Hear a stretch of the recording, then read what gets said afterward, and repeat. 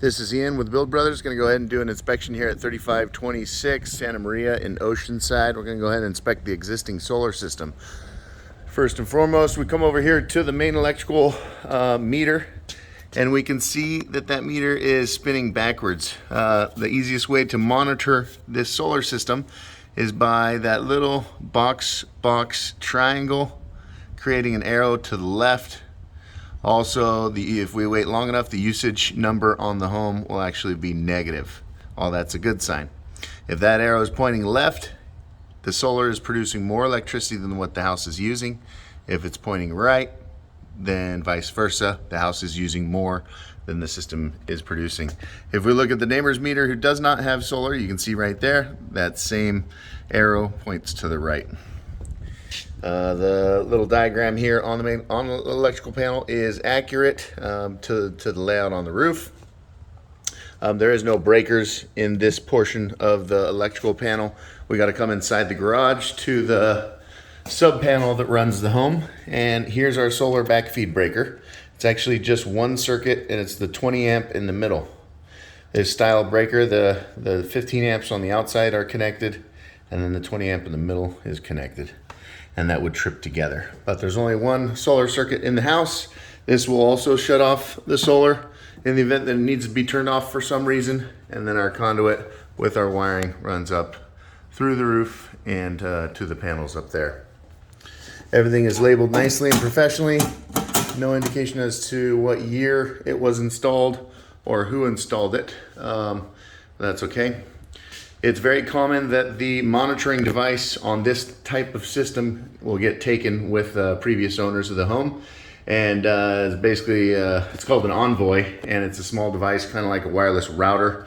And they just happen to get thrown in the box when people move. So doesn't appear to be any monitoring on this solar system. It is something that can be added if you were interested.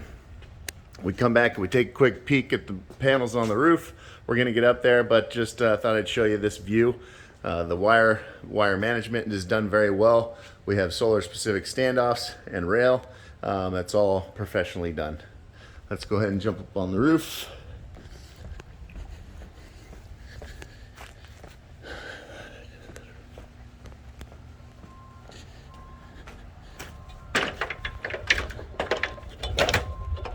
All right, roof is in very good condition. This is a 3-tab asphalt shingle, and my guess is that this was installed right before the solar was installed because it's in very, very good condition, near new. So that's a good sign. A lot of times we see solar installed on roofs that are near the end of their life expectancy, and it's kind of extra work to be able to have to remove the system and put it back up. So the layout is very efficient, and the panels are Jinko 255 watt. Hard to tell exactly what year they were installed, but based on that wattage rating of 255, I'm guessing that the system is somewhere between 5 and 7 years old. There's no indication that it's a lease or a PPA. There would be a separate meter if that was the case. And so my guess is that they're owned free and clear. There are end-phase microinverters underneath each panel. And if there were to be a failure on this system, it would most likely be the end-phase microinverters, which have a 25-year warranty. And if there is monitoring hooked up to the system, Enphase does a fantastic job of just auto shipping microinverters to the homeowner's address in the event one of them dies. There's no evidence that this is hooked up to monitoring, so they couldn't do that. And actually, we know the system is working properly based on the meter spinning backwards. But to get more detailed information, we would need to hook up or need to have access to the monitoring. If we look under each of the panels, again, we can see that the wire management is done very well. We don't want to see any wires dangling down on the roof. Tough for me to reach under there, but I was able to get the information off the panel. Again, Jinko 255. You have 12 panels up here, and so what is that? 10 would be, so it's just under 3 or just over a 3 kilowatt system size. 3 kilowatts of solar is enough to offset somewhere between $125 to $150 worth of electric usage per month. So it is appropriately sized for this home, but if you're used to use a whole bunch of air conditioning or have really high usage, then chances are this solar will not produce enough to offset the usage of the home.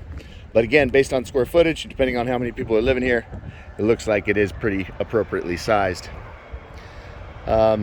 Again, system size just over 3 kilowatts. The microinverters, each panel has its own microinverter underneath it. Those are the Enphase M250s is the model number. And then what is that? That is Unirac rail, which would have no real use to the homeowner. But